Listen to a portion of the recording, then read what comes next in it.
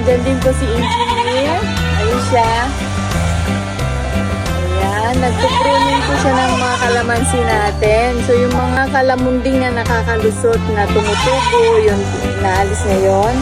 Plus, yung mga matataas na, so kailangan niyang i-prune para magsanga-sanga pa siya at bumulas pa. O, diba? So, ngayon po, dahil nga busy sila, meron ng mga damo na nakuha ang ating ka-farmers kanina. Ayan, dinig nyo naman sila, diba? Gutom na yung mga kambing natin. So, tara, samahan nyo ako magpakain ng Napier grass. So, bandang gawi po dyan, nandyan yung ating mga Napier grass. Kanina lang. So, kanina po, nanguha na po sila ng Napier grass na ipapakain sa ating kambing. So, dahil nga busy ang ating mga ka-farmers na nag-grass cutter, ako po muna magpapakain sa ating mga kambing. 2,000 years later. Ay, ito po yung hinila ko mula doon. Bigat-bigat pala. Siksik yung nilagay nilang damo. Ayun ay pure gas, kaya hindi ko na na-video. Ang bigat-bigat, kaya gutom na sila. Kaya pakainin na po natin sila. Hi! So ito yung ano nga bang pangalan mo, bebe? Si Kaloy. At saka yung kanyang nanay. Yan. Yan. Ito naman para sa kanino ba ito? Sino ba ito? Si Lala. Yan, si Lala. Yung aming baby na goat. Yan. Ay. Nagbigat kasi. Yan si Lala at ang kanyang mommy. Yan, kain na kayo. Ito naman si Popo.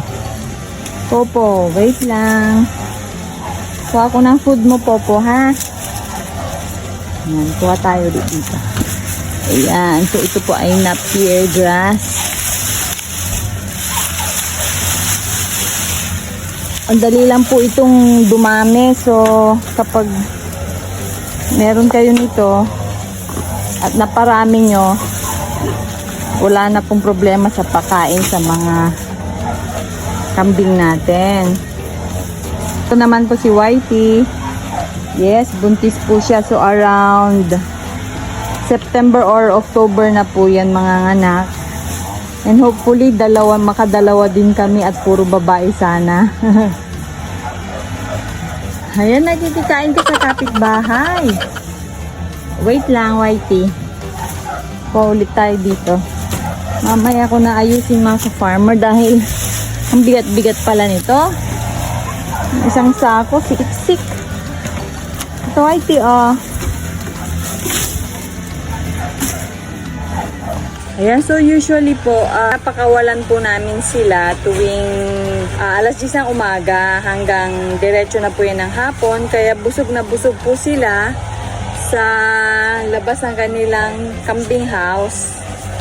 Kaya lang po dahil nga itong pag-uulan, kaya hindi po namin sila nire-release para yung mga, halimbawa mga itlog ng parasites na nasa mga damo ay hindi nila makuha ulit. So, monthly po tayo na nagpupurga. Kung napanood yung mga videos natin, monthly po yun natin ginagawa.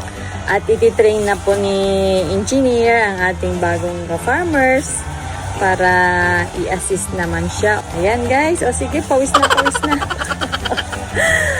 Sige po guys.